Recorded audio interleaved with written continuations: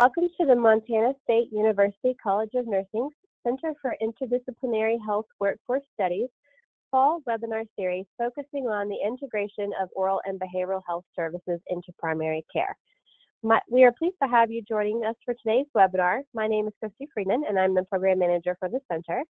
A couple of center announcements before we begin today's webinar. We have just published a new article titled State of the Registered Nurse Workforce as a New Era of Health Reform Emerges in the October-November 2017 edition of Nursing Economics.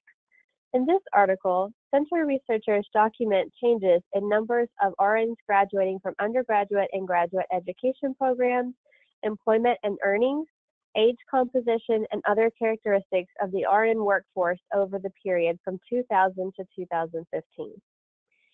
Other recent research out in the Journal of Nursing Regulation, center researchers Peter Bierhaus, Lucy Skinner, David Auerbach, and Douglas Steger examined 4 challenges facing the nursing workforce over the next 10 years, including the aging of the baby boom generation, the shortage and uneven distribution of physicians, the accelerating rate of registered nurse retirement, and the uncertainty of healthcare reform. This article describes these major trends and examines their implications for nursing and how nurses can meet these complex and interrelated challenges and continue to thrive in an ever-changing environment. Again, you can find that and more on healthworkforcestudies.com. Also, Health Affairs recently published an article by center researchers examining dramatic growth of millennials in the nursing workforce. As we have heard, baby boomer registered nurses, the largest segment of the RN workforce from 1981 to 2012, are now retiring. This would have led to nurse shortages, but for a surprising embrace of the profession by millennials, who are entering the nurse workforce at nearly double the rate of the boomers. You can read more, again, with this and the other articles I just mentioned on the website or in the October edition of Health Affairs. Finally, we've just released third quarter 2017 RN employment data in the United States to our website. Key findings there include total employment for RNs dipped in the third quarter, with that drop mostly confined to hospital settings, and the decline in employment occurred across all age groups of RNs. And again, one last pitch for finding all of that on our website. We have a lot of new and interesting research coming out over the next few months, so please be sure to bookmark that website and visit frequently at healthworkforcestudies.com. After today's presentation concludes, we will have 15 to 20 minutes for discussion and Q&A. Please feel free to type any questions you have in the area designated for questions on your menu bar, and we will get to as many of your questions as we can. We're also recording the webinar today, and we'll have it posted to our website. We've posted all of the previous webinars to our website if you've missed any of them, and you can find many presentation slides for the webinars as presenters allow within the video library tab on our center's website. So now, looking to today's webinar, I would like to turn the microphone over to Peter Bierhaus, Center Director, to introduce our speakers. Pete? Hey, thank you, Christy, and greetings everyone who's listening. I'm broadcasting from Montana State University, the College of Nursing, here at Bozeman, Montana, where the big sky is clear and blue, the snow covers the mountains, but because the weather has been so warm lately, many of the grizzly bears have not begun their hibernation, so we are all having to carry our bear spray and be a little bit careful in the woods. Well, that's a whole other story, but let us come back to what we're going to be doing here this afternoon, which is, I think, a very fascinating webinar given by Bree Riemann and Andrew Phillip. Let me introduce Bree. Bree Riemann is the director of the SAMHSA HRSA Center for Integrated Health Solutions, and she is an expert in providing technical assistance, training and support to primary care and behavioral health care providers on integrated care initiatives. As the director of the National Council's Center for Integrated Health Solutions, Ms. Riemann provides leadership, content expertise, and project oversight to inform the training and the technical assistance provided to community-based behavioral and primary care organizations. Prior to joining the National Council, Bree directed the Colorado initiative and provided leadership to the University of Colorado on the Health Professional Training Grant with the aim to develop curriculum for nursing students and preceptors. Bree is a leader on the integration of behavioral health and primary care services and on impacting policies to support sustainability. Bree has partnered with hospitals, HI prevention and care settings, primary care and behavioral health organizations to train providers on population health management strategies to improve health outcomes. So I think we're in for a treat with Bree. Now, working with Bree today will be Andrew C. Phillip. And Dr. Phillip is a clinical health psychologist and the deputy director for the SAMHSA HRSA Center for Integrated Health Solutions at the National Council for Behavioral Health.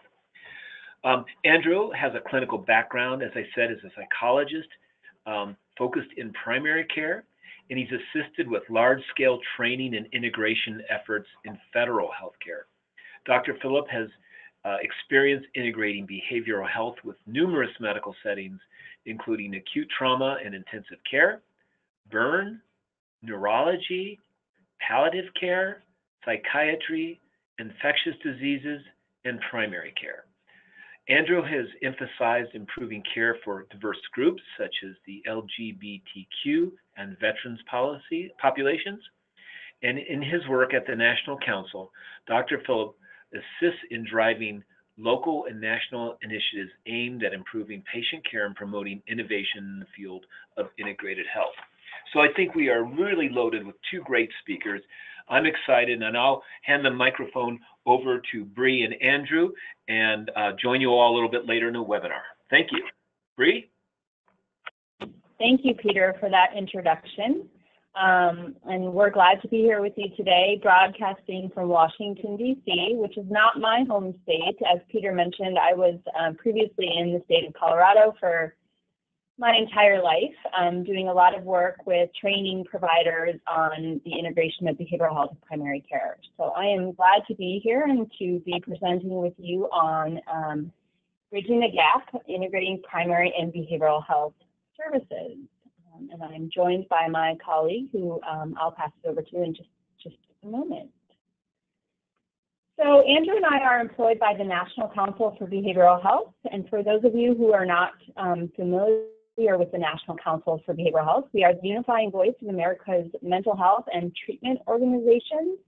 We are an association of just about 3,000 behavioral health organizations that are comprised both of community mental health centers, addiction organizations, as well as an expanding audience of hospitals and other health centers across the nation.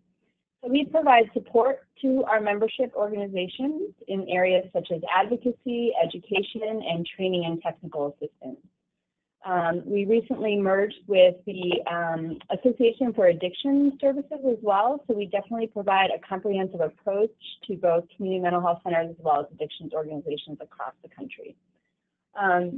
The SAMHSA Center for Integrated Health Services is a jointly funded center that's housed at the National Council for Behavioral Health. We're funded by both the Substance Abuse and Mental Health Services Administration and the Health Resources Services Administration to provide training, technical assistance, and support to grantees across the country that are working on integrating behavioral health and primary care. So both primary care providers that are working on toward integrating behavioral health services, as well as supporting behavioral health organizations to integrate primary care services.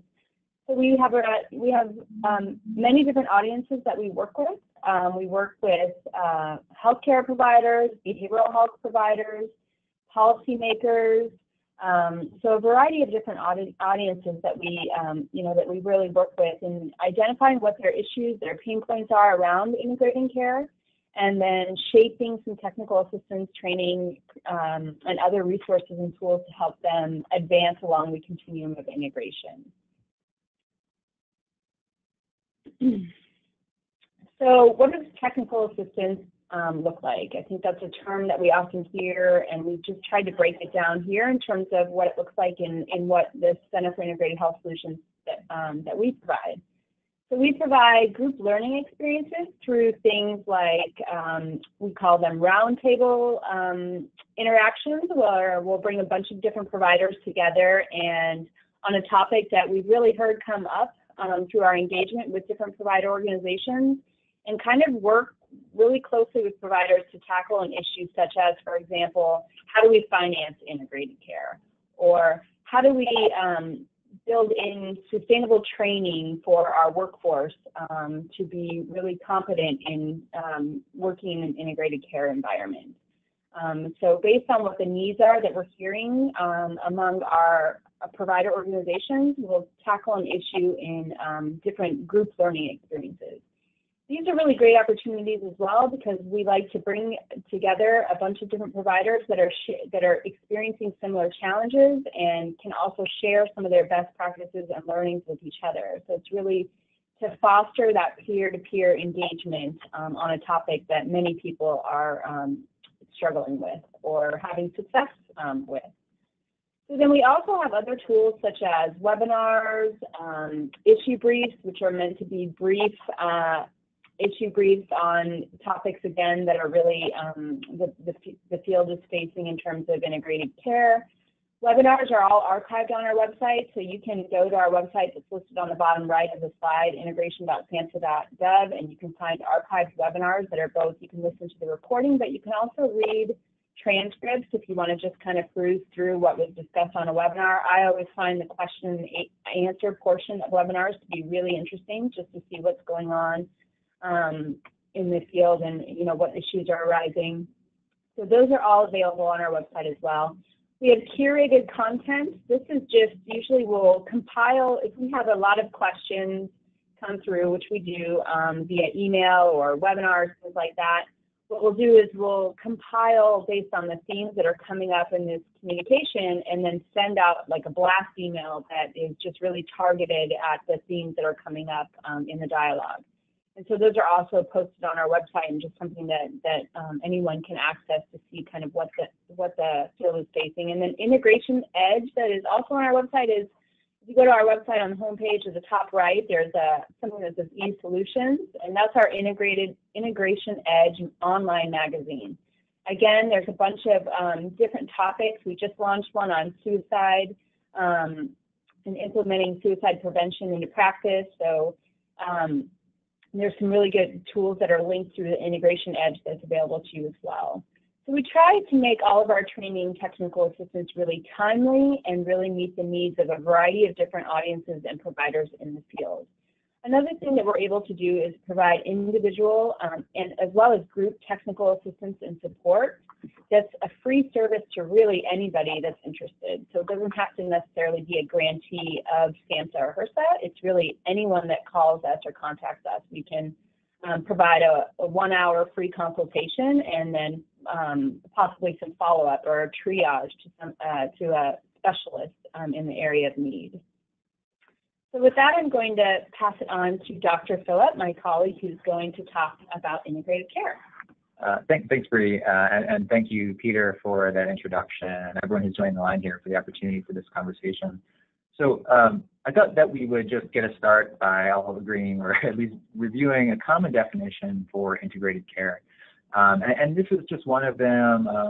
American Psychological Association has their own. Folks like Chris Hunter and Ann Baumeier just came out with one, but this one's been around for a while. It's from the Agency for Health Research and Quality, HRQ, and I think it's a pretty good one. But the essential features that we're talking about are, addressing that common care should address really mental health and substance use, that addresses health behaviors, particularly as they relate to chronic medical conditions. Also things like stress and crises, stress related to physical, medical conditions and symptoms that people may have, and even addressing healthcare utilization. So an integrated care system will address that as well and really help people effectively interact with their providers. And I think it's interesting to start with a kind of overview of what are the hot topics, what are the big things that we're hearing about in integration right now. I think, I don't know anyone who hasn't had opioids on their mind lately. It's up here in DC on Capitol Hill, it's out in the clinics. It's just There's many issues going on out there, but opioids and the opioid epidemic has been a huge spotlight. And this is one area where integrated primary care and behavioral health services can really shine. So treating something that has both a physiological, medical component and a behavioral component, addictive component to it, pain management, for example, and behavioral pain management, there's so much opportunity there. And we'll talk more about what that may look like. You may have heard of CCBHCs and this great demonstration project for really measurement-based care that can include the integration of behavioral health and primary care services, MAT, trauma-informed care. Again, these are all ripe for discussion within integration right now. So, I know we have a fairly learned audience on here, so I won't belabor these points too much, but I think we all know that there is a significant amount of individuals at any point in time in our country who are dealing with some type of mental health issue in any given year. It's like 18.5% or so, as we checked. So it's common, it's serious, but also what we see is that these folks are presenting at the same places everyone else is presenting for their care. So this high number, almost 20% of our population, isn't necessarily showing up in a siloed psychiatric clinic. They're not necessarily going to a specialty care area. Most of them are showing up to primary care and where they get their medical services. So the idea would be, why not bring these services to them, or why not bring services to really wherever anyone's being seen? So in the case that we're talking about bringing services into behavioral health settings, why not bring the primary care services there? We need to meet folks where they are. But within primary care settings, we know that the top mental health diagnoses are these things listed here. So things like anxiety, depression, substance use. In kids, we see behavioral health issues, and we know defined disorders and ADHD, and we know that unchecked just continues to worsen into adulthood, where we see it morph into other issues. But at the same time, some of the top medical issues that we're seeing in primary care, things like diabetes, heart disease, these have significant behavioral health components. There's a high rate of comorbidity or co-occurring disorders between things like diabetes and depression, for example. It's probably no surprise to folks that in someone who has worsening depression, where they're becoming, some sort of amotivation, and becoming less active in their life, they're also going to be less likely to follow a medication regimen. They're going to be less likely to follow through on their appointments, to even come back to see their physician or their nurse practitioner to follow up on diabetes. How likely is it that someone with unchecked anxiety and depression or substance use condition is going to follow through on an exercise or diet regimen, right? So these are, and then of course the reverse being that, as diabetes is worsening, yeah, of course, as my peripheral neuropathy is getting worse, my mood's going to be a whole lot worse too. So I think, it's an easy case to make for, why we aren't doing these things, and that we should be doing them, integrating them. So again, some of the highest co-occurrences we see are related to blood pressure. Smoking and smoking cessation is a great opportunity for integration. This is another place where you can imagine a partnership, right? So we have great evidence-based behavioral tools for reducing smoking in really any population. So working with behavioral health provider for smoking cessation, but then bringing in a medical provider to help with making sure that we're using evidence-based quick aids, like dual method nicotine replacement therapy, using something like a patch or a gum combined with a medication, right? So again, we should have medical providers and behavioral health providers working well together. And as Bree mentioned, this is something that our center does pretty well, is offering consultation on any of these evidence-based interventions if folks are interested. Again, highlighting this point even further, so many people, again, 70% listed here, who have some sort of mental health condition are not getting care. We also know folks who are on the line who may be primary care practitioners. I think most recent figures I've seen are like 71% of primary care visits have no diagnosable medical condition associated with them. It's a huge number. And if we're thinking about healthcare costs, we're talking about primary care providers who are already so strapped for time and resources to be spending a great amount of their time on things that aren't even related to medical service that they're often providing. Well, yeah, we've definitely got to do something about that. We need to get not only people treated where they are, but we need to get the right treatment to people where they're being seen. Suicide is another major issue that we're seeing in society. It's gotten a lot of attention. It's a serious issue. And again, where do most people who have attempted or completed suicide most recently have visited? Their primary care doc. It's not that they're going to see their psychiatrist in the large majority of cases. So again, it's critical to integrate these services. And ultimately, you may have heard of the triple aim, right? So we can lower costs. We can lower costs by things like reducing emergency department visits that are not necessary, improve health outcomes, and also improve patient. And then we have that fourth aim, improve employee and patient satisfaction. And later in this presentation, we'll talk a little bit about some of the research related to satisfaction and integrated care. So what does it look like? So we'll spend a few minutes talking about this. So some of the things that integrated primary behavioral health care services should optimally include, one thing, and this is really, I think, everywhere, but especially in integrated settings, is universal screenings. So on the topic of getting the right care to the right people where they are, how are we going to find these people if we're not checking on them, if we don't know, if we're waiting until they present with a complaint of depression? It's honestly already a little bit too late. Of course, there's still things we can do, but how much better would it have been if we, when they first checked in for an appointment and they completed a depression screener, we know if there's a slight elevation and we can intervene even earlier before it becomes their primary presenting concern. And this goes for trauma, for suicide, substance use. We should be screening all of our patients to make sure that we have the proper catchment. And we'll talk about embedding behavioral health clinicians into teams. Optimally, prescribing is happening at the point of service too, right? So if someone needs an antidepressant medication filled, they should be able to get that in primary care. Likewise, if they need a basic medication for diabetes management, if they need metformin or something like that, it would be great if they can get that. If they have serious mental illness, for example, and most of their care is happening in behavioral health, why can't they get that while they're there in behavioral health with an integrated medical team that exists in behavioral health? So we'll be talking about, if you haven't already known, dual directional, bidirectional integration, so either integrating into medical settings or into behavioral health settings.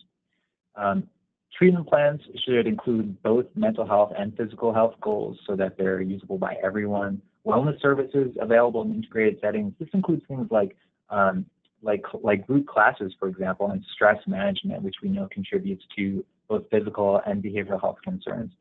We can have a group class on smoking or tobacco cessation. Whether it's behavioral health or primary care systems, they're all strapped for resources and time typically. If we can create a supportive environment with other patients or clients and also bring in those expert services to offer them in a group setting, a shared medical appointment, for example, why not do that?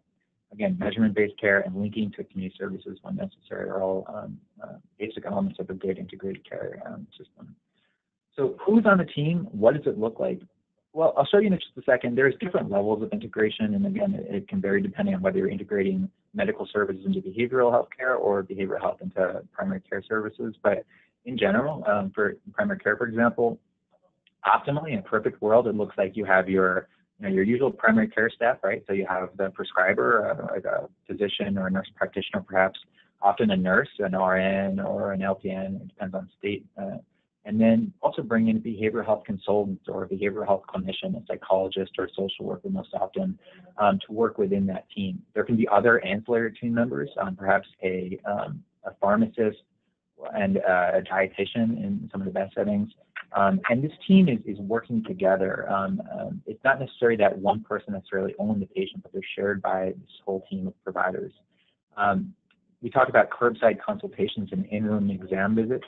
So I can give you an example of what this would look like. So a patient checks in for an appointment related to diabetes, let's say. They check in for their appointment. They get that screener that we mentioned earlier. On the screener, they fill it out in the waiting room. It comes back with them. The nurse who's doing the initial screening for that visit notes when they're with a patient that they've positive for a higher level of depression. As the nurse is leaving the exam room and checking in with the primary care provider, they note to that PCP, hey, patient XYZ has some elevated levels of depression and they're here for their diabetes. Do you want to do anything about this? The PCP optimally will say, yeah, let's bring in our behavioral health consultant to talk to that woman, and I'll finish up with my next patient. So the PCP is finishing their visit. The behavioral health consultant enters the exam room where the patient's already sitting, and they do a brief introduction. They can spend 5 minutes, 15 minutes, so a brief intro, an overview of what services they provide, like brief intervention services for depression, and then to learn a little bit about the patient, maybe even come up with some initial treatment plans. That could even just be, hey, would you be willing to stay after your appointment today for a half-hour visit with me, or would you like to come back next week and we can start a course of brief cognitive behavioral therapy for depression. That behavioral health clinician exits the room. As they're exiting, they give some feedback to the PCP before they enter the room. Hey, doc, I just saw your patient, Miss White. She's here for depression, but she's also got pretty notable symptoms of for diabetes, rather. She's got notable symptoms of depression. I think I can see her and work on some of that with you and probably improve her adherence to diabetes medication in the process. PCP says, great. And then they go on and they finish the treatment plan and their visit with that patient. In the meantime, they've had to spend probably 15 to half an hour less with that patient. They've already collaborated with other people on the team to come up with a treatment plan.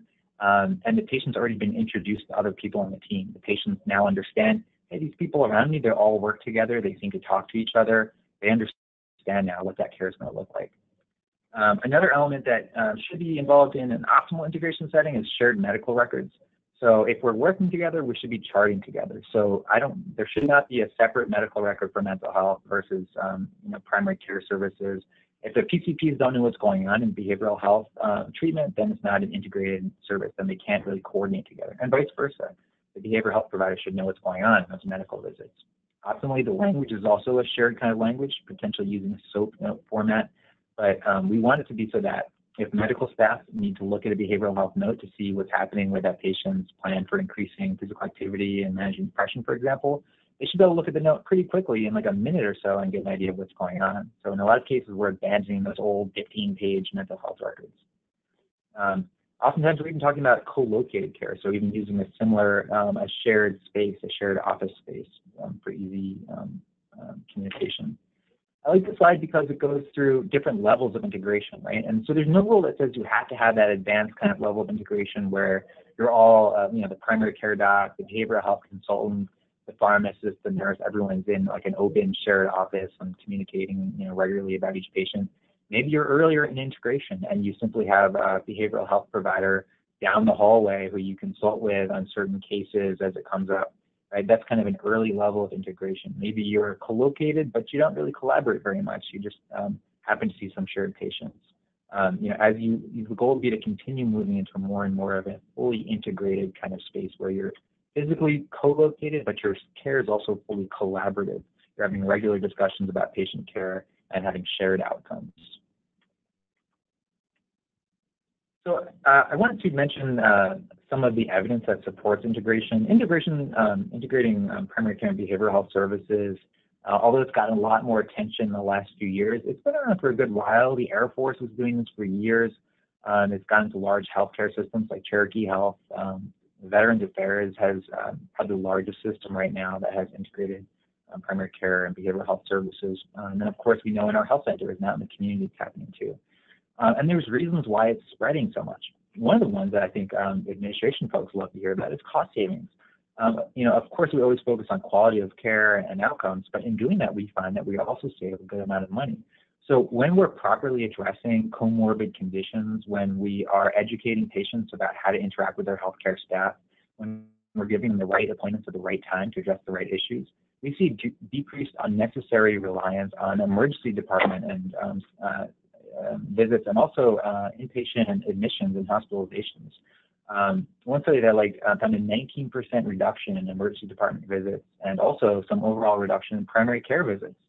If you think about it, if you have someone who's very anxious about their health, maybe because they have a chronic condition, but maybe for just no great reason at all, rather than stopping in and calling their primary care doc every other day, 4 times a month requesting appointments, what if we triage some of that to the behavioral health consultant to help work with them on that anxiety, to help work with them on, hey, I'll see you every other visit, and then your primary care doc will see you between visits to help make sure that your medical issues are being controlled. We can better control how primary care services are used to make sure they're being used appropriately for the various outcomes. I thought this was a great study in 2004. They took a sample of folks who were getting their depression management in primary care, who were all employed, and they found that those who were involved in getting their primary care managed or their depression managed just in primary care had almost a 30% reduction in workplace absenteeism. So not only cost savings for your clinic or hospital, but out in the world, in society, which is just excellent. Another area, of course, I think we should all be interested in is improved functioning. So across 6 different major studies, we found that there has been improvement in anxiety scores, in depression, but also in behavioral issues like sleep, for example. So, which I think is a great testament to evidence-based interventions like cognitive behavioral therapy for insomnia, which they've adapted to a primary care setting. Also, evidence-based toolkits for smoking cessation. These things have all made a huge difference. So, decreasing just depression scores, but also the functional outcomes of depression and health. With regards to satisfaction, I mentioned the triple and quadruple aim earlier. So we see exceedingly high levels of patient satisfaction in integrated care environments where they're getting their primary and behavioral health care needs met by an integrated shared team. 97% satisfaction in terms of people who are rating either satisfied or very satisfied with the care that they're receiving. But it's not just the patients who are satisfied. We know that there's plenty of research showing that integrated services also improve provider satisfaction and decrease burnout. And I think that makes a lot of sense if you think about it. So now you're not just that one siloed provider where it feels like the weight of the world's on your shoulders. It's not only your responsibility to, in a single 15-minute primary care visit, address a patient's diabetes, their depression, their lack of physical activity, their poor adherence to diet, not following through on medication regimen. That's a huge amount to try and squeeze into a single visit, particularly when many folks feel like, hey, handling something like depression is not even my wheelhouse. Why not bring in these other providers and share that load? Bring in specialists, so this is exactly what they do. It improves the sense of teamwork, and it also helps decrease some of that feeling of burden that siloed providers can have. So I'll hand it back over to Bree to talk about some of the additional tools and resources that we have, particularly for folks who are either starting up integrated services in their settings or folks who are just trying to figure out where they're at and make them even better. Thank you, Andrew. So we have, as I mentioned before, we have a lot of tools and resources available on our website. They're all free. My favorite and go-tos are always the webinars and some of the online magazine resources that I mentioned before, the Integration Edge. But we also have some of these other resources listed here that are downloadable and accessible to you. For example, we have the standard framework for levels of integrated healthcare, and this is, Andrew touched briefly on this. This just really helps organizations to assess where they are and also to establish goals around where they want to be in terms of advancing along that continuum of integration. We have some different assessment tools that also help to do this. The one that I tend to recommend is the Integrated Care Practice Assessment Tool, or the IPAT tool. It's a simple tool that takes less than 10 minutes to go through. I recommend that teams sit down together to do that assessment tool. And it's really just a quick and dirty organizational assessment on, where are you in terms of your integrated care efforts and where do you want to be and what are your next steps in terms of establishing goals or making, community partnerships that will help you advance along that continuum. We also have listed here the Lexicon for Behavioral Health and Primary Care Integration, also a tool that's very helpful by the Agency for Healthcare Research and Quality Integration Academy, just around identifying terminology and in integrated care settings so that teams are really understanding what the other is speaking in terms of providing care. And I think it's a good tool in terms of earlier on in the continuum, and just kind of what we hear often from providers that are just starting down this path of integration is that big cultural difference between primary care and behavioral health, because for so long they've been separate systems. So this is just a good tool to kind of get grounded in this area of integration and what that means. There's also the 4-quadrant model, which is a great tool that helps to really just look at patients and triage them in terms of what does their care need to entail in terms of addressing their most, critical needs at that time. So it's a great tool to just use as a tool to triage. So also something that you can find on our website. We have several interactive toolkits. The Quick Start Guide is one that you simply click on. And these are all hyperlinked in the slides, but it's an interactive flow chart that you just go through a series of questions, and it kind of just also demonstrates where you're at in terms of achieving your integrated care goals, and also some recommendations around next steps. The core competencies for integrated behavioral health and primary care. This is a great tool to help teams identify what they need to be looking for in the workforce. So again, for a long time, these systems have been separate. So also that has implications for workforce and how we've trained the workforce. So some folks are really trained up in behavioral health. Well, they may not have what they need in the primary care realm. So how do we either identify training, ongoing training for workforce, or just look for folks that are really trained in these integrated care models and approaches. So the core competencies really sets forth just all the core competencies that you should be looking for, or you should be making sure that the folks that you have on board already are well versed in. We have a lot of different resources to help with billing and financing. One is the billing and financing worksheet. So these are downloadable PDF, either PDF, I think it might be Excel sheets, where you can enter some key information about your state, and it generates a list of what billing and reimbursement codes are available in your state to support integration. They're a little bit out of date. However, there are some resources that are still relevant in terms of your state being able to identify what codes are still activated to support integration. And the reason why they're outdated is because there's been a lot of, as you may know, changes in the healthcare landscape around how we reimburse for healthcare services. So we are working on an issue brief that will be unveiled hopefully in the next quarter or so, in the next few months, that just talks about collaborative care billing and other reimbursement codes that are really optimal for integrated care settings. And then we have some other issue briefs. One is on the lessons learned from folks that have been doing integration for a while, both in primary care and behavioral health. So it just outlines some key lessons learned from these kind of pioneers. And there's also a webinar that describes some of the key learnings from these folks as well. So all of these resources, as we've mentioned before, are listed on our website, which is listed here. We also have this email that you see here, integration@thenationalcouncil.org.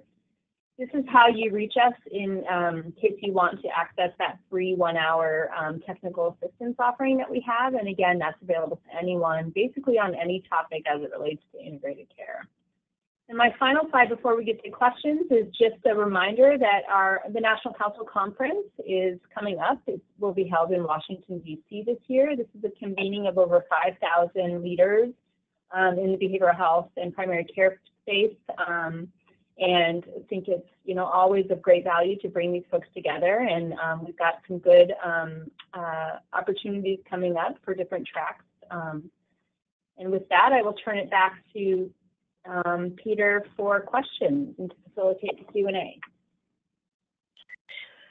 Great, thank you so much, Bree and Andrew. That was a wonderful presentation, and I'm sure we have a lot of burning questions in the audience here.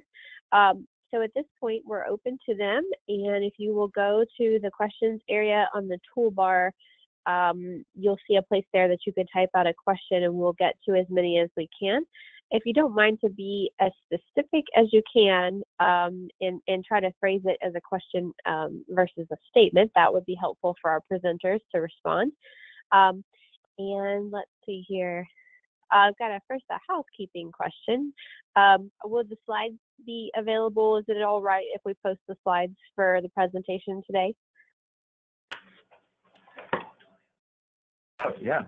Absolutely. We can send the slides and make sure that they get to you and for dissemination.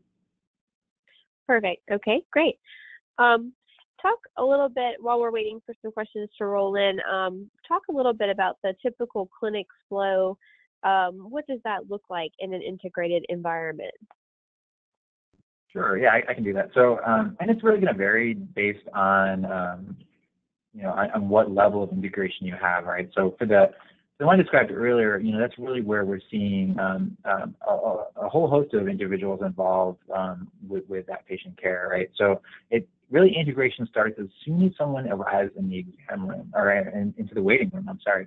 So they check in for their visit. At that check-in point, they should be given some type of universal screener to complete while they're in the waiting area. Sometimes some of the clinics that we visit, they use a kiosk system, which I think is great because they can plug screening data right into the health record to really help with documentation.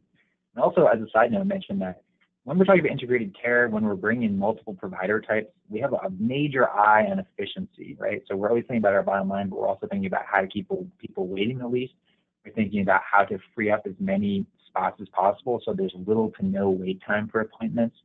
I didn't mention this, but part of the benefit of integration and having multiple provider types is that people aren't waiting months and months for appointments optimally. We're seeing people the same day while they're there waiting, at another appointment. We're catching them where they are. So this whole flow should really be designed around that. So, right, so we're using every second that patient is in our little zone, whether it's our clinic or whatever. We're making that time valuable. So as soon as they check in, they're getting that screen, or even the seconds while they're waiting in the room, they're filling out the screening questions. They're getting this valuable data, not only about their physical concerns, circling where it hurts and things like that, but also rating their depression, mentioning how often they're drinking, if they had any kind of trauma symptoms in their history. So that screening information is then fed back into the exam room, or the patient can even transport the paper with them when you go back to see the provider. And again, this is where it depends on what level of integration you have. So usually it's a nurse or a tech will do the initial vitals, right? The patient's sitting there in the exam room. And again, in a perfect setting, then we start seeing this kind of, if you think about the patient in the center, we talk about patient-centered care all the time. Patients in the center of this little circle, and then kind of surrounding them are all these provider types. So someone never even has to get off the exam room table to see multiple providers. So again, it's the nurse doing the initial screening and looking at the screening data. They'll usually confer with the primary care doc or with behavioral health consultant, depending on how they have it arranged. Those other individuals come right into the exam room. Again, optimally, you don't have to do it this way, but they visit the patient while they're in the exam room, cycle out. So the nurse may come in, they may hand off the screening information to the primary care doc. The primary care doc reviews it and decide whether or not to involve the behavioral health consultant. The behavioral health consultant will come in, meet the patient briefly. They can even then decide, well, this person actually has really needs some education on how they should be eating to manage their weight better. Let me get them hooked up with the dietitian. So maybe if the PCP is running a little late or needs some extra time, the dietitian can come in and see that patient, or the PCP comes in, gets the visit taken care of, and then cycles them off to see the dietitian afterwards. Really, it's all surrounding the patient, and you think about the patient's perspective. Workflow really, we can even use workflow strategies to transmit to patients how integrated care works. They're sitting there, they're seeing all these people come in, introducing their following colleagues, mentioning something that the primary care doc or the nurse or the dietitian mentioned to them.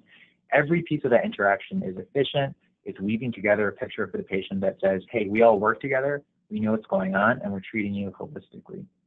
And usually the visit concludes with some sort of follow-up. Maybe they'll follow up with the behavioral health clinician either after the visit or a following day. When they come back and see another primary care team, and what's the plan?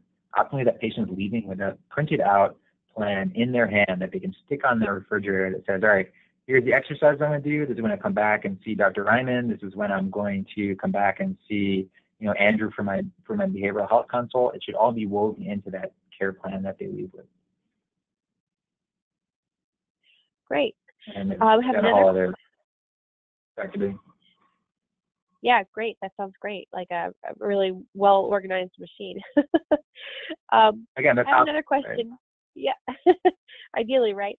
I have another question here. Do you have any specific recommended UDS type quality measures that can be used to help clinics improve opioid outcomes? Or what do you recommend for priorities related to this topic? Yeah, I think that's a great question, and measurement is such a big deal, right? So UDS is something that's commonly used with our. I'm switching gears. So we talk about at our center we talk about UDS as a screening tool for something else, but right. So if we're talking about urine drug screening UDS, I think that can be incorporated into. If we're talking about opioids, right? We're incorporating that into how we're doing pain management. It should be part of an agreement that the patient signs if they're being prescribed opioids that says, hey, I know it's part of the standard care. It's not because you're singling me out because you think I'm some sort of, addicted individual or bad. Everyone here in the clinic who's prescribed any kind of long-term opioids always does an initial urine drug screen and then, follow-ups at some sort of regular intervals. These are things that you optimally want to work into some type of MOU or like clinic policy that states how you're going to be helping people use opioids safely. And I think just to add to that, in addition to the UDS, which Andrew mentioned, we talk about UDS as Unified Data System, which is specific to health centers. So I think that's where we got a little bit jumbled.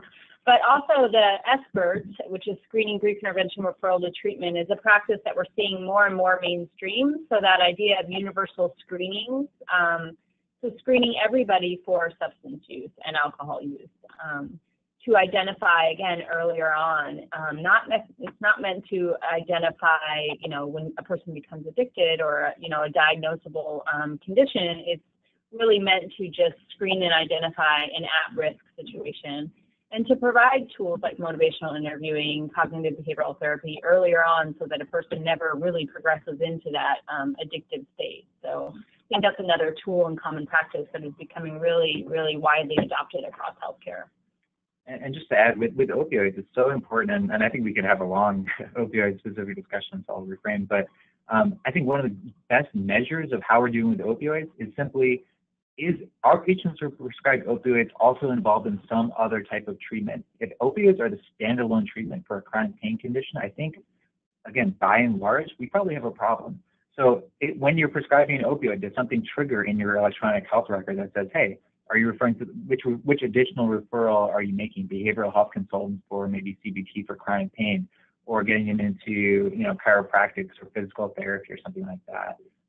That's another kind of outcome of saying, it would be great if the health system could say 97% of our patients who are prescribed, long-term opioid therapy are not only completing UDS and having, an opioid agreement in place, but they're also reined into some other level of care to address these kinds of ongoing issues. Great, thank you for that clarification. One more question here. Does CIHS provide tools and/or training assistance related to integrating Medicaid and behavioral health? Yeah. So there are changes to Medicare, Medicaid to really provide more provisions for integrated services. I think that's something that's been kind of coming along. If you're talking about integrate, I may not fully understand the question, but if we're talking about using federal reimbursement systems for integrated care, absolutely. And we have, as we mentioned, some issue briefs related to that. If you go to our CIHS website, integration.samhsa.gov, you'll find right on our homepage, there's a tab that will direct you to financing models that talks about some of these things. And we also always offer expert consultation in this and any other topic. So if someone has a specific question about the relationship between Medicaid and integration and how that works, all they need to do is shoot us an email. We'll be happy to do some consultation with them and link us. We have Bree and I are supported by a whole network of experts on our team here who have expertise in financing, in operations, in clinical care, and every aspect of integration. Great, thank you so much. Okay, here's a question for you. Under wellness services for stress management, do you utilize mindfulness exercises for these patients? And if so, what kind or what types? Yeah, that's a great question. So we interact with a lot of folks who use mindfulness. Mindfulness has been around for before we had the ability to have phones for this call, but it's a great tool. So mindfulness, there's a huge body of research that supports it for improvements in pain, in addiction, in even pain-related pregnancy and really specific things, more general, just a sense of well-being, improvements in ADHD. It's hard to find something that mindfulness has not been demonstrated to show some utility for. It's even great for, there was a book out there written by a physician talks about how providers can use mindfulness to really help with their work. So I don't necessarily know that it's critical that you choose one specific form of practice.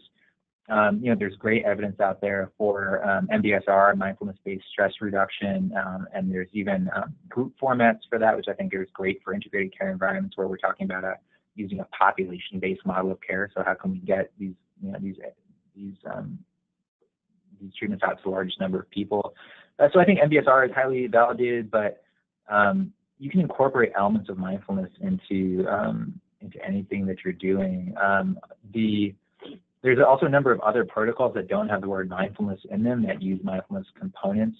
I'm like blanking on the exact term for it, but there's like a form of shared medical visits that incorporate that. Also, using a behavioral health consultant is a great way to do it. So having them just spend a few minutes with behavioral health consultants and then maybe channeling them into a mindfulness group. You can pair mindfulness with, maybe if you have a group for people who have a chronic medical condition, that's a great way to incorporate elements of mindfulness. I find that patients are often more receptive to mindfulness if it's incorporated with some other issue. And also, depending on how kind of hip your audience is, maybe you call it mindfulness, maybe you just call it methods for stress management and incorporate that as one element of it.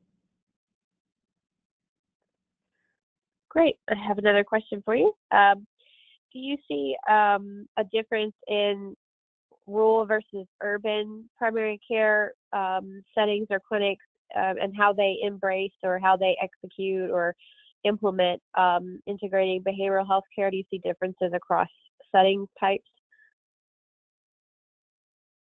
That's another great question. I think it was just a week or two ago that was like Rural Health Day or Rural Health Month from the program, so very timely too. It's so important to make sure that people are getting care, particularly when we're talking about things like opioids and addiction issues. Sometimes we see even higher rates out in rural settings, and these are also confoundedly the people who are least likely to have access to care. So it's very frustrating. I think this is if we're talking about rural health and we're not talking about telehealth and telemedicine, we're also making a mistake. This is where the opportunity exists. So in rural health systems, it can be sometimes harder to bring in like psychiatric prescribers and specialist types, and even just regular staffing. Sometimes we see that. So again, a great opportunity to bring in telehealth. There are and I think telehealth is a great one, even for staffing, like pulling on the National Health Service Corps and some of the reimbursements that are available with that. Bree, do you have? There's also some rural health technical assistance centers that are available to help. Coming from a rural state myself, there's also the real issue around stigma, right? So because there are fewer providers in rural communities, we heard time and time again on the western slope in Colorado, in these really desolate areas of where oftentimes you might have a snowstorm that you really can't leave your house. But even if you were to leave your house, they couldn't show up at the behavioral health provider or even the primary care provider location at the risk of everyone in the community would notice their, vehicle sitting in front. So I think the issue of stigma is very real in rural areas, and also just kind of the ability to be sort of, because of the limited resources in rural communities, I think it's often, it's harder to be innovative, right? Because you may not have similar access to resources or even just the funding to build programs that urban settings are able to have access to. And then also if you think about things like the social determinants of health and access to food sources and housing opportunities and things like that, I think those are all factors that really impact rural communities that, that they very much face a different situation than urban communities. And again, it's a great place to be creative, or a place where you have no choice but to be creative.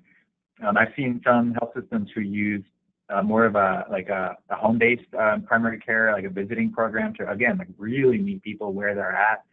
I think another way to do it is think of where are people at in a central location. Do people live centered around schools? Can we have outreach efforts in religious organizations and churches and, wherever, like finding people where they're at and then being creative with what we're considering care. So can we, station someone, a provider type temporarily somewhere? Can we have rotations? Can we afford to bring people in? Can we give them like an iPad to use at home? So definitely an area for much creativity. Great. You mentioned behavioral health consultants who are part of the care team implemented within the primary care setting. What are their credentials, or are those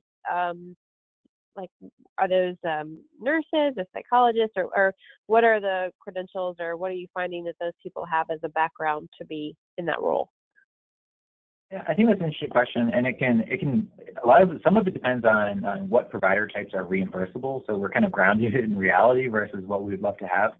And that's where it can be important. Some of the tools that Bree mentioned will also provide some guidance in terms of who can bill for what, and that really varies by state, so it's hard to give a kind of broad answer to that. Most commonly what we see, I would say actually the trend now is really towards using licensed clinical social workers as a behavioral health consultant. As a health psychologist, I was embedded in primary care, so certainly using psychologists, especially a health psychologist, I think is excellent. Someone who has a background in understanding both the medical and the behavioral side of things and where they intersect. But I've also seen nurse practitioners and other types of nurses in this role. You know, I think this is one area where goodness of fit is so important, and it kind of transcends what the letters after, and people of course need to be credentialed and have the proper licensure, but really whether someone's a psychologist, a social worker, or a nurse practitioner, it's more of, can they work as part of a team? Do they understand how, you know, like a basic mind-body connection? Are they able to be siloed themselves if they didn't come from an integrated care environment? Do they know how to speak, you know, if they're a psychologist, social worker, do they know how to speak to a primary care physician and be brief and, you know, all those things? Actually, on our website under Workforce, we have a direct link to the core competencies for integrated care settings. And I think that's a great place to look and see, okay, once we figured out what our state allows reimbursement for and what provider types, how are we going to make sure we're hiring the right person even within that? Because often I've seen cases where a social worker or psychologist is hired and they can't do it. They can't handle the pace of things. They can't handle seeing often like shorter visits, higher number of patients. They don't understand why their office isn't down the hall in a quiet location with a dim light and a couch. Some of those things, it can be a hard adjustment to make. So goodness of fit is really essential. Great. I've got about 2 more minutes, so I have one last question here I think is a good way to kind of wrap us up. Is there an easy way to identify how well a clinic offers integrated services? Are there any tips for success, or what do successful markers look like for doing this well? Yeah, so I think you know, some of using the tool that we can even go back to, I think, Phil, that Bree mentioned. So you know, using the levels of integrated care and the assessment tool that's available through our website is a good place for figuring out like where are we at, how integrated and co-located and collaborative are we. But then also using those kinds of shared, you know, if we're talking like using the tools that you've already got in place or that you'd like to put in place, something like a universal screen for depression and substance use, something like there's a number of like BHM-20 that like the overall kind of health and well-being screeners that are out there, and seeing are those things shifting at all, and if not, there's probably something out of line with our integrated healthcare environment, and we're probably not performing that well. Another critical indicator is access to care. I mean, I think there's on everybody's mind too. So if patients are waiting months to get appointments, if they can't get any same-day visits, there's another marker that shows that we either are doing really well or we have some work to do. You know, in a dream, if you're at that level 6 perfect scenario, about half of a behavioral health clinician's appointment types are for same-day or walk-in visits. So if we're meeting all those things, I think those are all, you know, very good markers to use for how effective is the care that we're currently providing. Great. Thank you so much, Andrew and Bree, for that wonderful webinar. Peter, do you have any final words for us as we wrap up here? No. I had a question, but it'll go too long, so I will pick it up at another time. But I just want to say thank you both, Bree and Andrew, for your contributions, and wish you well, and keep up all the good efforts. So thank you very much, and thank you, Christy, for your help with organizing the webinar. Great. Thank you, everyone, again. One more thing to say, save the date and look for an upcoming email probably later this week regarding our final webinar in this series. And we'll focus again on the integration of behavioral health. And that webinar will be titled Elevating Behavioral Health, Community Collaboration in Western Montana, and will be held on December 11th at 2 p.m. Eastern Standard Time. Great. Thanks, everyone. Thank you.